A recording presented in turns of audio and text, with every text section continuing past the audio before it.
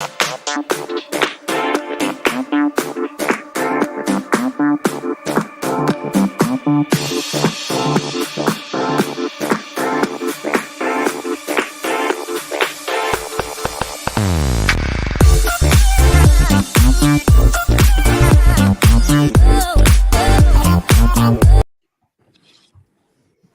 once again, I still need to fix the fade on that.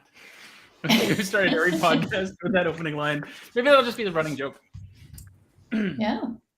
Hi, Trent. Hi, Sean. Nice to see you. What's up? No? Trent, tell Slight us delay there.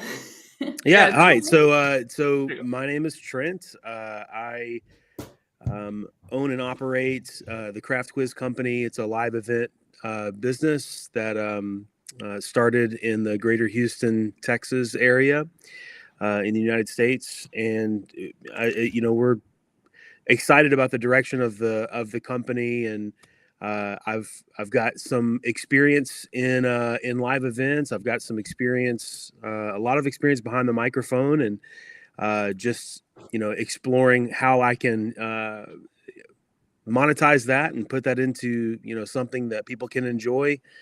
And that led me to you, Sean, and us talking about some different things with Rockstar Bingo and how that's contributed to the Craft Quiz Company and what that looks like for us going forward. And here we are now to discuss some more ridiculous things about my life.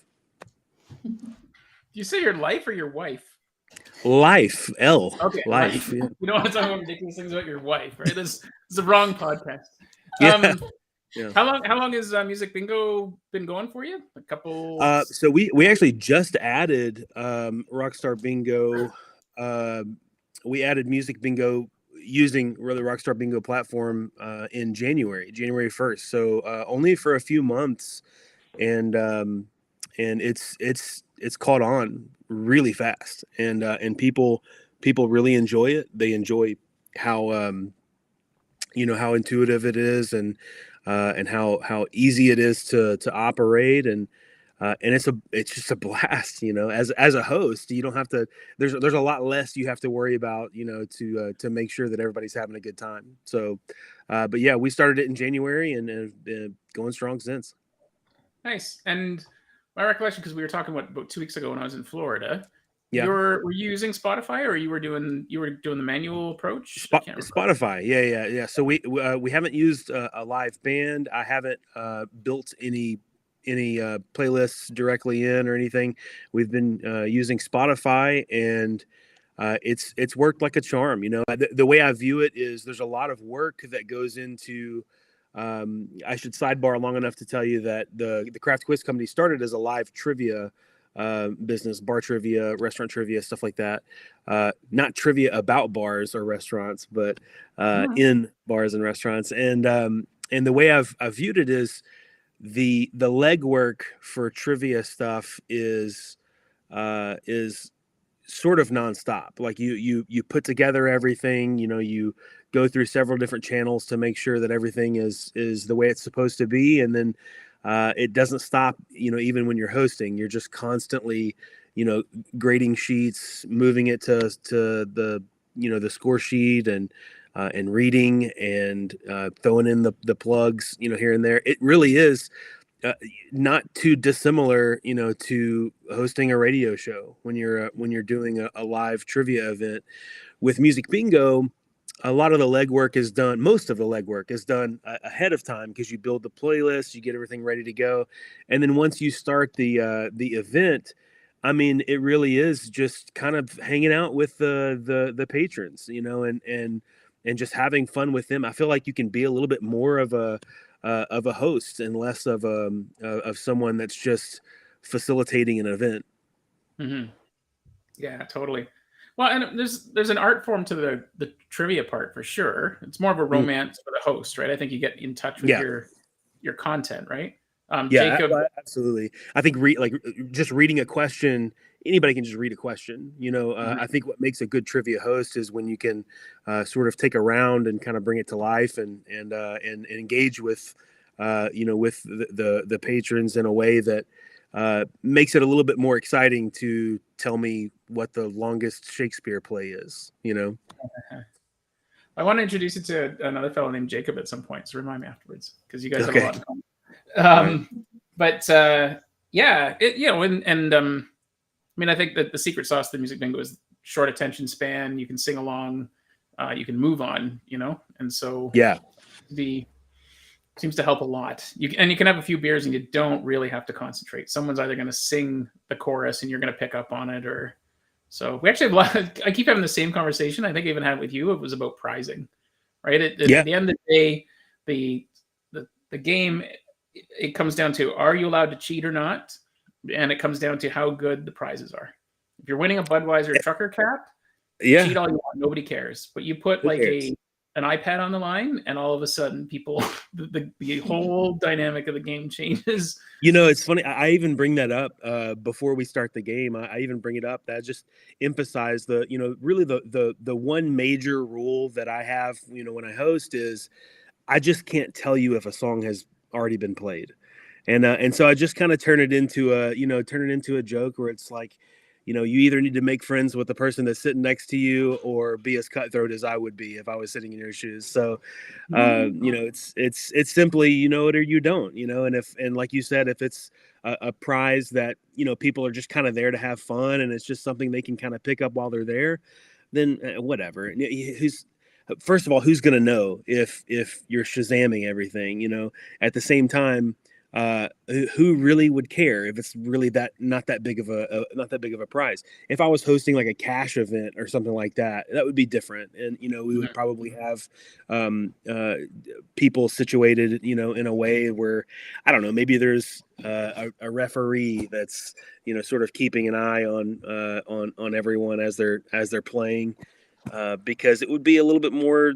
Well, it'd be a lot more serious, if you're talking about a Budweiser trucker cap to a $100 cash prize or something. But and you gotta, and we've talked about this in the podcast before, you gotta watch it with the cash prizes, because if you charge and give away cash, that's gambling, and that's why bingo halls exist. So bingo can be that line that crosses over where you got to be like, well, careful you don't, because it seems obvious at first. Oh, let's just charge $10 a head, and we'll give like a 50-50 draw, but those are always governed by lotteries, right? So yeah, and full disclosure, the Craft Quiz Company does not do cash prizes. That's simply a contrast to the prize level is all I'm saying. So we've beaten around the bush a bit here. So what prizes do you give out for your games?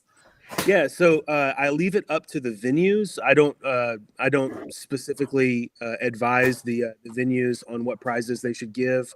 What I do is I suggest ideas for prizes. Obviously, merchandise is a big one. Giving away one of the venues T-shirts, or one of the venues hats is an easy and obvious one. If we have a venue that wants to give away drinks, then we don't give away actual drinks. We'll have tokens or tickets that will sub in, and we actually give those tickets away, so that it's not us, dishing out alcoholic beverages, but rather the tickets that the venue can then trade for whatever they want, for those. So I've even got one venue where I don't even see the prizes. They win the bingo and I send them to the bartender, and the bartender takes care of them. So, but it varies from venue to venue, and most of the time, what we see is some sort of drink ticket, or merchandise from their merch table. In the same vein, and I already Jim and I talked briefly about whether we would talk about new features, but there's a new feature rolling out this week, which is going to be your ability as a host to do manual bingo validation. So right now, what we did is made automatic, right? Which is really handy because it's like you either won or you didn't. It's math. You can blame the system. There's so many scenarios where if you switch to manual, so you're basically turning off targets. So now you have to eyeball it, but you can decide whether the person won or not. And that opens up a whole new area. Like you could just decide to play a different song, like not in order potentially. But the other one is you could just be like, I got a whole bunch of prizes tonight, and so the first person to have 3 songs anywhere on their card, call bingo, because they would be able to do that, and you'd be on your end, go, yep, I see that you got 3, and validate it and give them a prize. So that's going to roll out this week, and I think that's, because we care most about empowering hosts, and any way to put more attention on you as being the guy that everyone loves, the better. So, dig up more prizes. Prizes equals more relationships with partners and sponsors in the bar. And, so almost the more prizes you can have, even if they're small and silly. We've got our free air guitar strings, which is basically just Ziploc sandwich bags and a sticker on it of air guitar strings. Like that's all you need. And people like that's actually the most popular prize at our band night is people love my little Ziploc sandwich bags. Yeah. Oh no, he's going to pull a picture up now. Oh, and for those of you listening, you'll be able to see. See, look, I can't. Oh yeah, look at that. That's ridiculous. Anyways, yeah, I just like to share my air guitar strings. And you notice they come with 4 free air guitar picks. I see that. I literally just noticed that sticker. Yeah. It comes with 4 free air guitar picks. That's very nice. Yeah. Very nice.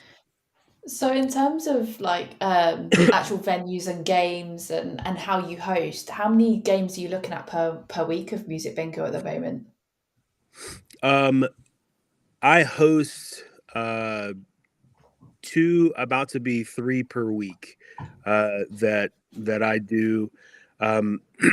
We are in the process of reaching out to some of our trivia venues that want to, in addition to trivia, add another day that is Music Bingo.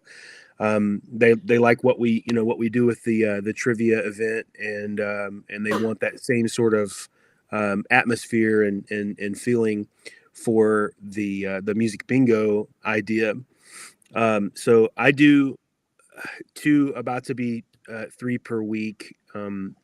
Once we get any more of our existing venues that commit to it, then we're going to start sort of a training program for our hosts to learn how to host Music Bingo.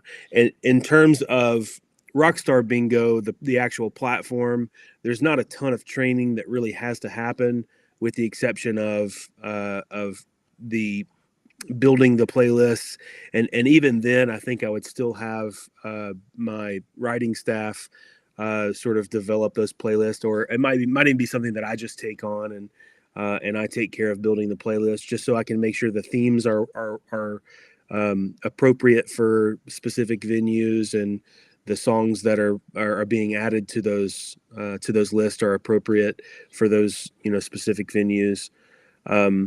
And then once we start adding more venues, then we'll, the training portion will be, how can you take this platform and turn it into a live event that is it is seamless and aesthetically pleasing, pleasing to the ear, not having, Sean, you and I talked about, I don't want the song to just cut off. After 20 seconds. So part of the training would literally physically be training people how to pull the slide down, and the timing of switching the song, pulling the slide back up, just so the production value is where I would want it to be for the company. That is a really, really long answer to your question. 2 to 3. No, but I mean, it's a good point, because we would love to be able to offer more control over the Spotify platform, right? Like we would love to be able to end the song where you'd like to end it. We can't actually send that as a command to their system, right? And there's no sort of fade in, fade out. So yeah, it's interesting. You either kind of let it do its thing and it just jumps from one song to the other. You use Rockstar Bingo as the gaming platform, but then you just search and hunt and peck using your music platform. Maybe even it still might be Spotify, but now you're mixing it off to the side. Right. There's lots of to do that. But yeah, we'd love to be able to provide that nuance, but we just can't. They're just Right. that's not these platforms work, unfortunately. Hey, if I can ask you really quick, you were just talking about some new things that you were something that I thought about after our conversation last is when you switch to the four corners target. Is there a way within that target, if you're already like, let's say that's the second or the third target within one playlist? Is there a way to black out ing from the playlist so that we're not having to click through those? You're laughing. I'm sure you've probably already been asked this, but I was curious. Yeah, we have. We've talked about it, and so the goal there would make the game go faster because otherwise you're playing songs for no reason, right? Like if the song's on Right. the eye, no one can have it. Right. That's a pretty architecturally challenging thing to do, and we would spend so much time tweaking everything that, yeah, I mean, the answer is just no. And because the songs are randomly displaced on different cards, it's not all just on the, no. So the answer is no, and we're not working on it. So it's a long answer for you. But yeah, we talk about a lot. Like that's the nicest way. I don't mean to interrupt. That's the nicest way anyone has ever said no. I'm getting good. I'm sure you need to toughen up a bit. It's called the shit sandwich, right? It's like a little bit of on the front, and then you hit them, and then you just a little bit on the end, right? So there you go. Yeah, no, I'd like to do that. I think that's where the manual bingo validation comes in too, though. Is you can kind of dictate where things are a bit more. So yeah, I won't say never. You could, even if you had like the manual access to the playlist, instead of hitting next, just double clicking on the next B or the next O that's in the list, or something like that. I don't know. I'm just a guy. I don't know how it works. I think the manual thing, we want to get it to the point where it's not just a next button. You could actually cherry pick, at which point you could just pick the B's and the O's, right? Fix it. Yeah. So I think that's probably how we'll see that unfold. Okay. The thing, and I'm sure you realize this, like four corners might as well be a full card, right? Like you're getting to song 74. It's amazing. I found that out the hard way the first time that I did it. I made it the second target in a playlist, and I immediately regretted it. But it doesn't make sense, right? Like you're just like, I'm just looking for four songs, but that's it's just not how it works. That fourth song is going to be 74. Yep. Yeah, you might as well say full card because it's like one song less, basically. Mm-hmm. Yeah. Every time. It doesn't matter how big the audience is. Well, no, I take that back. Occasionally, like we had a show where someone got a bingo in 4 songs. Like I've rarely seen that. So that is like they should have bought a lottery ticket because that's actually. I've had one in like 7 or 8, but yeah, it doesn't happen very often. So when we do it on our Thursday shows, we always have between 20 and 60 players, depending on how successful the night is, and it's always like 40 to 44 songs for the first bingo, like just almost always. And then once in a while, and that's we should be talking. You should be talking, not me. But the one question I get all the time is, how long does a music bingo game take? And it's like, who knows? How long are you playing the songs? How many people are there? How lucky are they? Did you stop to talk? Yeah. It's just. So when people ask me that, and maybe this will be helpful for anybody that's listening, and they're like, I don't really know how to respond to that. Not that this is the right answer. This is just the answer that I give. When they ask me, how long does it take? I said, well, we schedule 2 hours to play, and what we try to do, and this is what I tell them, we're going to get to as many playlists and as many targets as we can within 2 hours.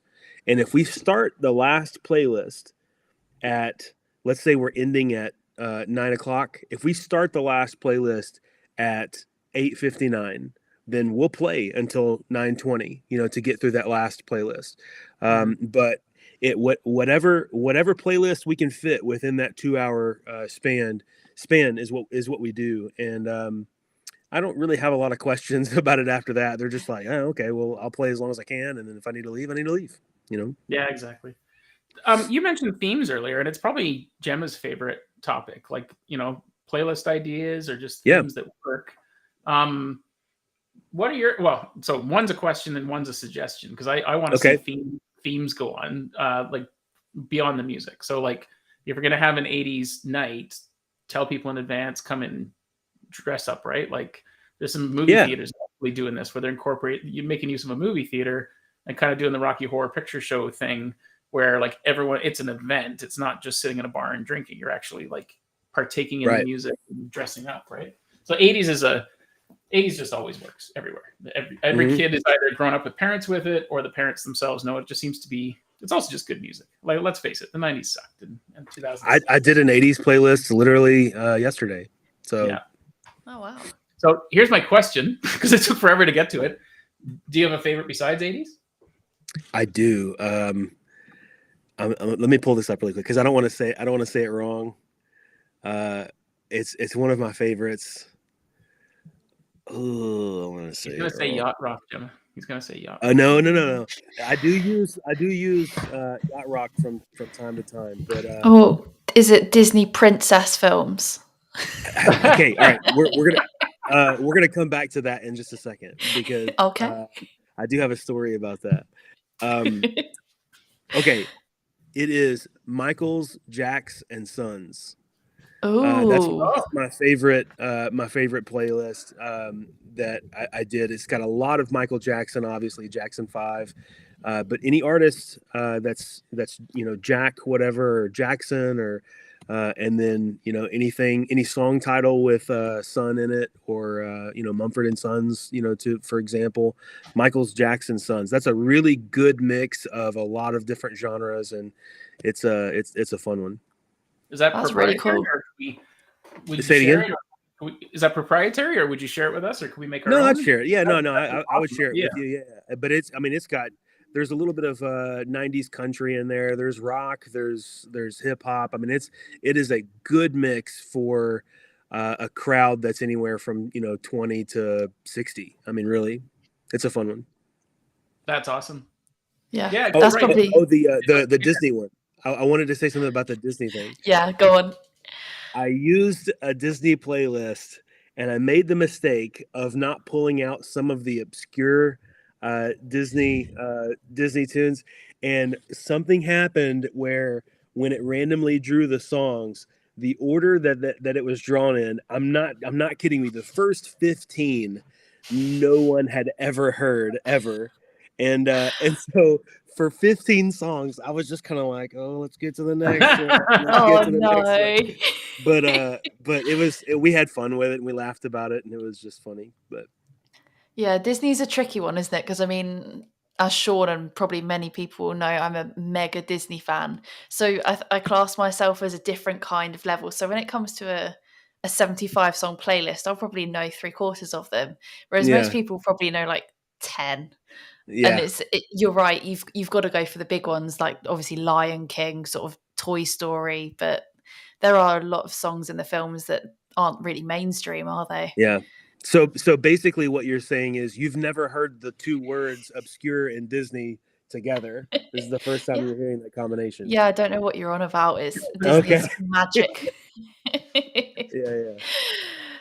No. So that game, I suppose, it's hard to eke out 75 songs. I think that's what a lot of people say with some themes, because we've had some people who go with like the versus theme. So I think there was someone who contacted us about a bridal shower or a baby shower bingo, and they were going to do like Taylor Swift versus Beyonce, and they thought it was a great idea to start with, but then you soon realize that it gets you got 32, 33 songs of each, and then you've got some sort of collaborations with other people, and you go, there aren't really that many big songs from two artists to fill a 75 song playlist, is there?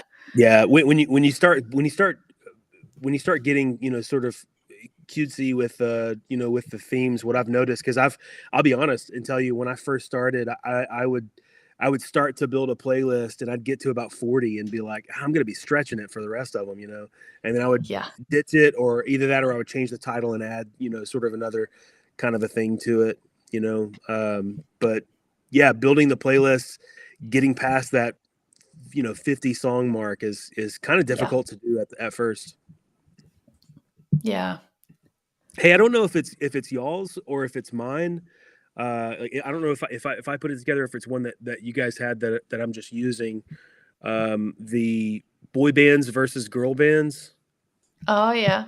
I think we did create one of those. There's a few out there Okay. that I've seen different people Oh use yeah, others, but that's we've got another one. fun one. Yeah. Oh, cool. Yeah, I've seen a few people post that. I've just looked at some of the stats, and a lot of, although it's not our playlist, a very popular one is Naughties at the moment. So like Naughties hits, that's a big one. Obviously, a bit of a throwback now, but recent enough for a large generation to know. So when you say naughties, you mean like Naughties? These are Yes, I naughty do. songs? Naughty? Okay. Yeah. Okay. Sorry. Yeah, So that's so the word I meant. what is a naughty song? Oh, anything from 2000 to 2010. Oh, okay. I Oh, didn't you get that didn't far. understand what I meant. Sorry. Yeah. No. But 2000 to 2010. So you've got sort of like, I guess, Beyonce, start of Beyonce, and I can't think of any on the spot now, but there's quite a lot of pop hits, and I guess like J-Lo, and you got right. the boy bands and girl bands coming, sort of starting, haven't you? And I'm still just yeah, figuring this out. So not as in two, like 2000. So you mean by yeah, naughties? yeah. I'm hearing like naughty Oh, songs, like okay, either okay. like "Dirty" by Christina Aguilera, or that's what I'm I'm just putting hearing. this together too. Yeah. That's why you were both quiet. No, I wasn't. Yeah, I yeah. wasn't being rude. I was being. Oh no, I was just like, that sounds like an Yeah. awesome playlist. Naughty songs, but like, Yeah. I mean, like Pussycat Dolls, but would that be naughty? I suppose, right? So is that what that? Because maybe that we need that as well. Naughty versus Yeah, naughty. I mean, you could go naughty versus nice as well. That would be quite a cool Yeah. playlist. A good one. Nice. So we've got. Another one we did yesterday was, in light of the Grammys coming up. I'm sure this is a list that people do all the time, but I did Grammys 2000 to current, and it's a massive playlist, and every song is every song's a hit. So it's it's a fun one. And do you take Will Smith out of that list? Because he probably can't go there either, right? I made so many Will Smith jokes yesterday, and they went over really well. I was really funny yesterday, and it had nothing to do with me. Yeah, it's gonna trend for a bit, I think. So Yeah. Yeah, so Naughty's playlist, I'm just going to give a few songs so that you fully understand. We've got Justin Timberlake, Wheatus, Scouting for Girls, Sean Kingston, Kelly Clarkson, Britney, J-Lo, that kind of, yeah. It's quite a cool playlist. There's a few on there. I'll probably create one for Rockstar Bingo. I think you should do both. So how would you spell that naughty? Because like, is that the Nauh? Like, how do you? So naughty as in like being naughty is NAU, and then naughty as in the naughties would be NOU. What is a naughties though? I still don't even know what that means. I'm just assuming that means something starts with a 2. What is naughties then? Well, it's a naught is like 0, isn't it? So naught is in the number 0. Right. Not So, zero. so the 2000 is like the zeros, isn't it? The zeros years. I don't know. We call it that a lot over here. That's the naughties. Huh. So maybe that's a British thing. It's not a Texas thing, that's for sure. It's not a Western Canada thing that I'm aware of, but there you go. We were talking about it earlier. We're covering 3 different countries here, and this is an educational show. We're learning about all sorts of things.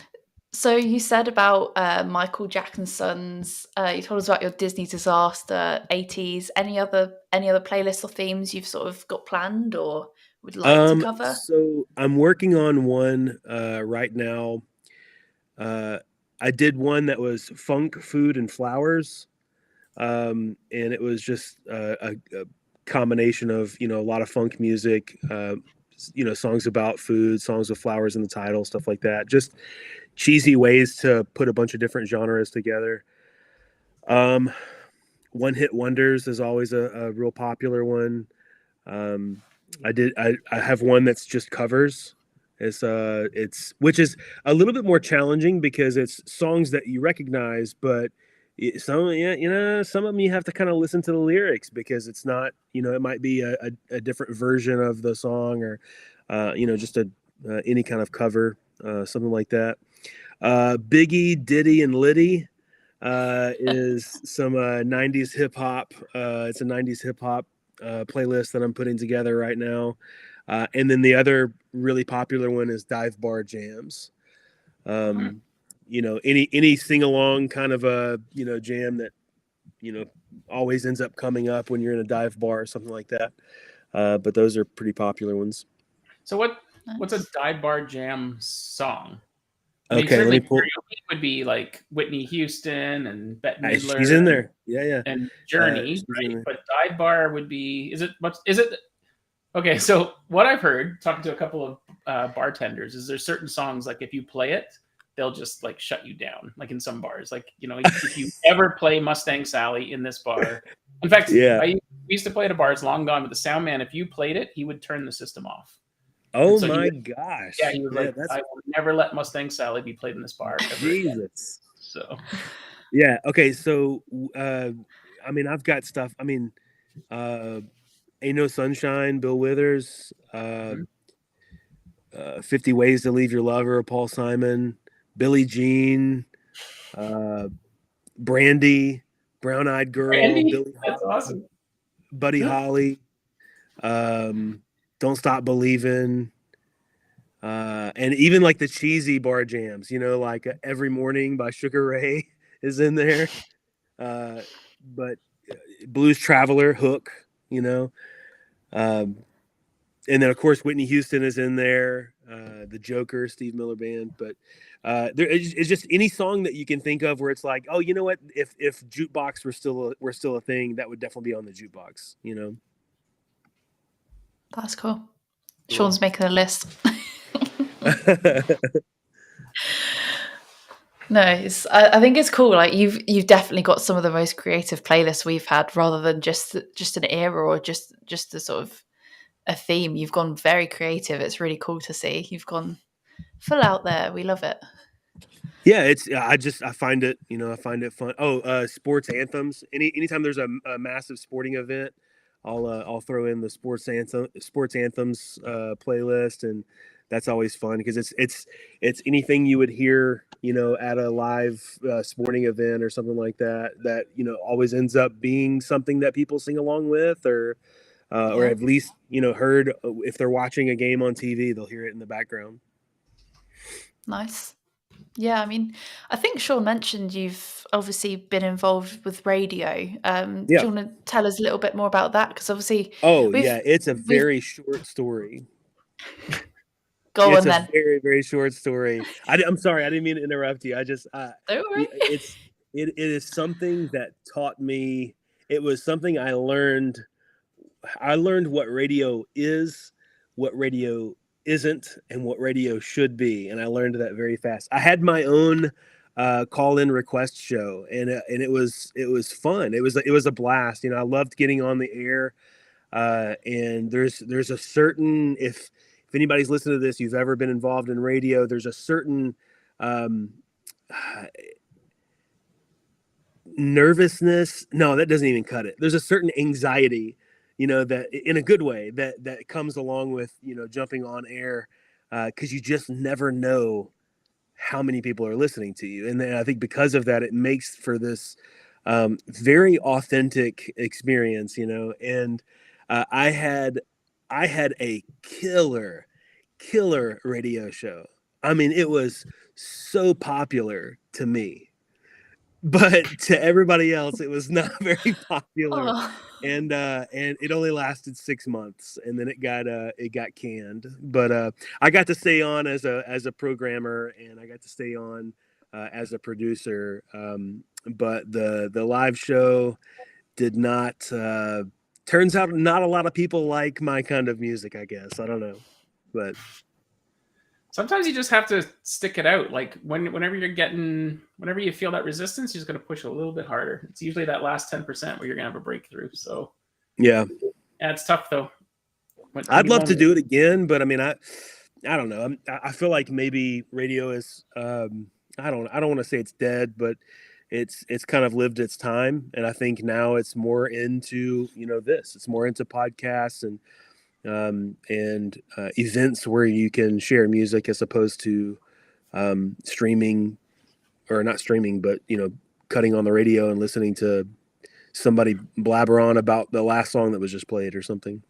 Yeah, or you get back on radio, because I love this topic. So to me, radio and music bingo mix, because it's speakers. And one thing radio doesn't usually have is access to your eyes. But in this case, you do. So you should never play, in full disclosure, no one should ever play music bingo during their commute while they're driving their car, right? We don't want you doing that with your phone. But, 6 o'clock on a Sunday afternoon, people are at a campfire listening to the radio and playing music bingo like against 4,000 other people, and actually having like every, under the bee, this song's under the bee and this one's sponsored by, Toyota or whatever. Like you could actually get serious vendor and sponsor support involved in like every single song, right? That's how radio stations make their money, is right. So you actually get engagement from callers in a whole new way. It was actually one of the reasons why we built into the app the ability to collect winner details. Because in a bar, it's someone puts up their hand or they walk up to the stage. But when they're invisible to you, you need to get their information after they've won. And that's why we have that sort of like screen at the end that says, hey, what's your name? What's your number? What's your email? And we'll get back to you and confirm, because we'll know that we're only going to ask them for those details if they actually were a winner. So, right. Oh man, resurrect that radio career, but tie that music bingo piece to it, and because it all comes back to music for the short attention span.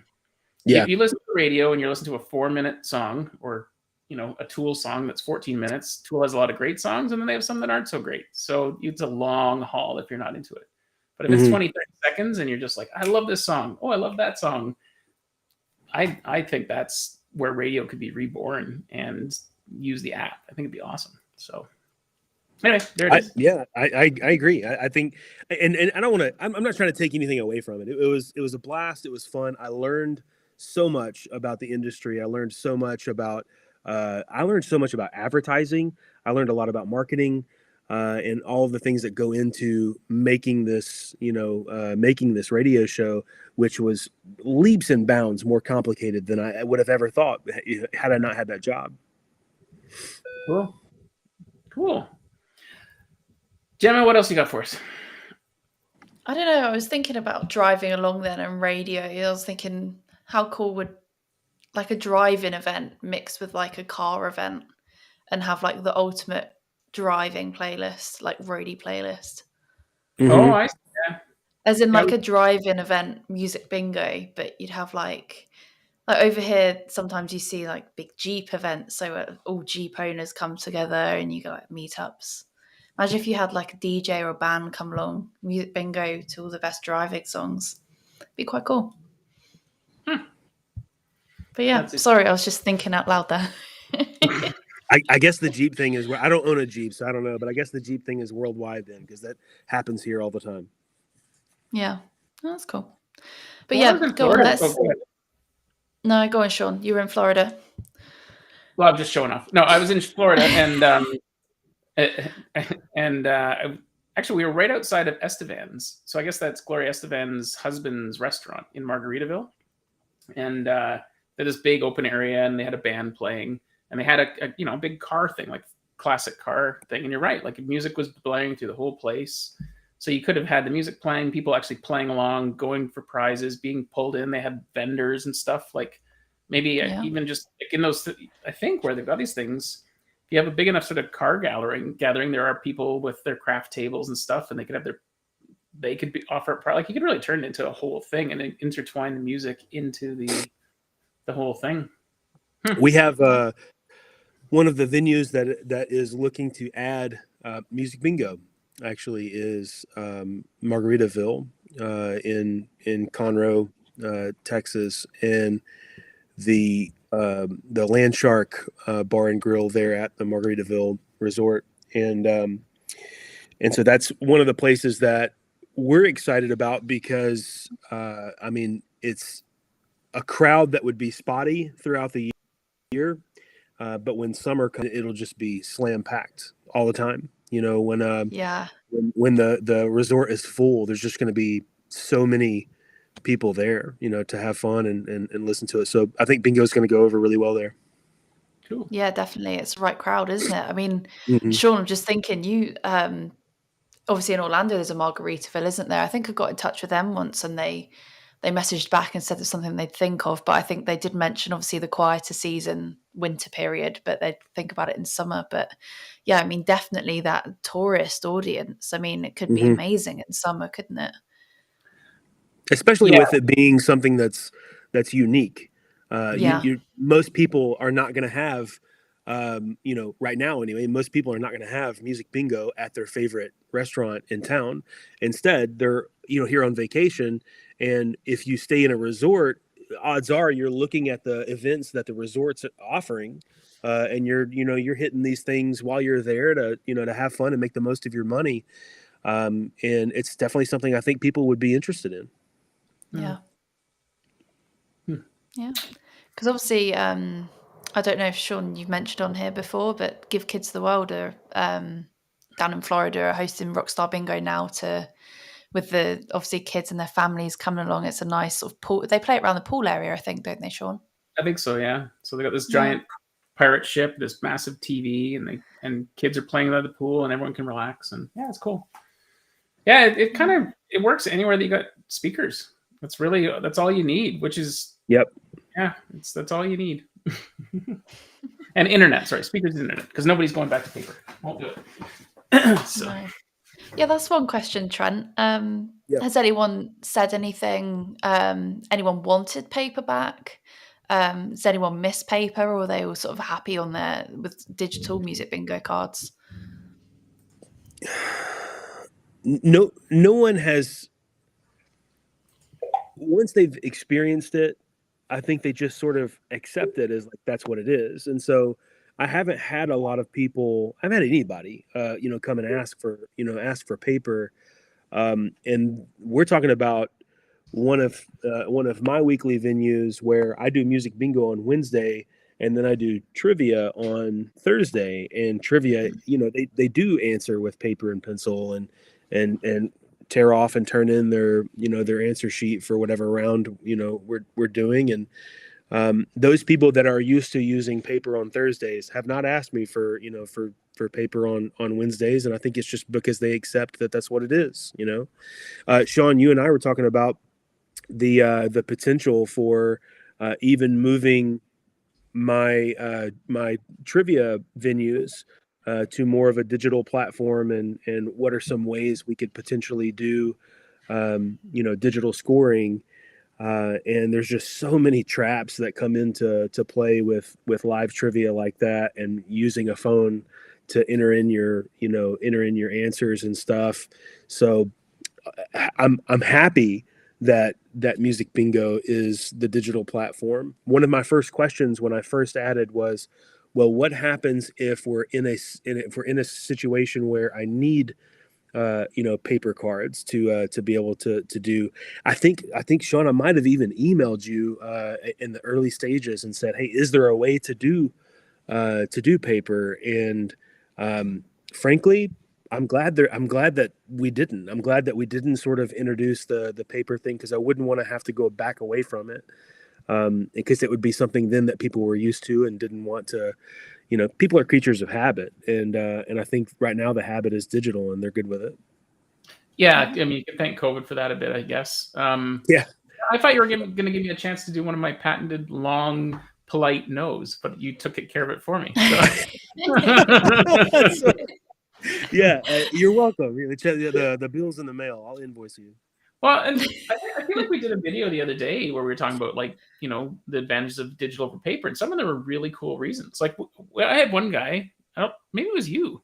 Someone had said that they've been playing music bingo at a venue for forever, and there was a guy that was in a wheelchair, And every single time he couldn't win bingo because he couldn't get to the stage ahead of anyone else. So he was like, I love this, because he had an equal chance to win the game because he clicks the call bingo button, and now he has time to roll up to the stage. That was like a real feel good, like, oh man, we did that. Like, by accident. Yeah. So that was you don't even think of that impact, do you? Like as part of a digital app, you think, yeah, it's great, you're saving paper, you're saving ink, less hassle with dealing with paper, but I never thought of that as a benefit. It's great for that individual, isn't it? And probably for that whole venue. I can say that wasn't me, by the way, but I can definitely sympathize with that, because I am you can't really see it, but I'm actually on a knee scooter right now because I broke my foot in several places. So I'm in like a boot and all kinds of stuff right now that happened since the last time you and I talked, Sean. So hopefully nothing happens, now that we've talked again. But well, here's your chance to tell a good story. How did you break your foot? It is not even a good story. People ask me that. I've just been telling them that I flipped my vet, and or that I was base jumping or something. But the true story is, and I regret even bringing it up now, but the true story is I overstepped a curb, and my heel hit the curb. My toe went down. My momentum pulled my foot back behind me, and it was.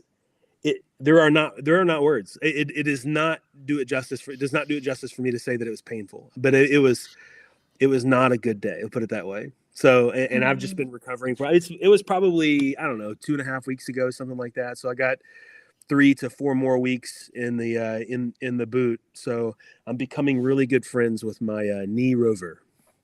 Well, if you need more, because that's a terrible story, but another one so bad. You just answer like, there was an old woman, she was stepping in front of a bus, they pushed her out of the way, because that's a good one. And then the other one is cocaine's a hell of a drug, right? That's all you have to say, and people be like, got it. And then finally, are you wearing a cast? Because like people wear casts anymore. I'm wearing an air cast. Oh, right. So it's one of those that you.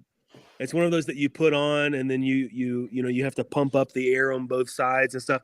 I like it because the doctor is allowing me to take it off to shower. I can take it off to sleep, provided I don't sleep aggressively. And that's just, it is what it is. So I have an air cast that I have to sort of adjust all the time, and I think it's probably better than the traditional cast.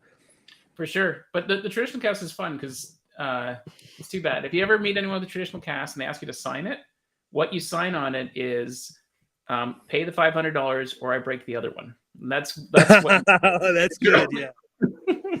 That's very good. That's very good. Well, on that note, I think, Sean, we will hush you and we will get Trent to give a little plug for his events. So if you want to advertise what music bingo trivia nights you've got going on, our listeners would love to hear, and we'd love to spread the word. Yeah, absolutely. So you can look us up on any social media outlet, the Craft Quiz Company. There will be some dates that are thrown up there that are weekly. We do special events and private events as well. And if you're interested in adding any of those or any of the trivia or music bingo events, you can email at thecraftquizcompany@gmail.com, or you have to spell out company. But we will. We'd love to hear from anybody that's interested. If you want to attend or add anything, hit us up on social media, the Craft Quiz Co. Or the email, like I said, the Craft Quiz Company @gmail.com. Cool. Perfect. You know what? This conversation earlier inspired me, so I'll just end with this and see if you think this is a good idea. I'm thinking maybe every 2 weeks, Gemma, we have like some sort of meeting of hosts, and we just meet and discuss ideas. Like, would you want to, like, some people view other hosts as their competition, but if they're in a different city or country, I think an idea exchange is way better. And I have a unique I guess thought process on this, and I'm glad you brought this up because it's a really good point that I think people that are hosts need to hear. Um,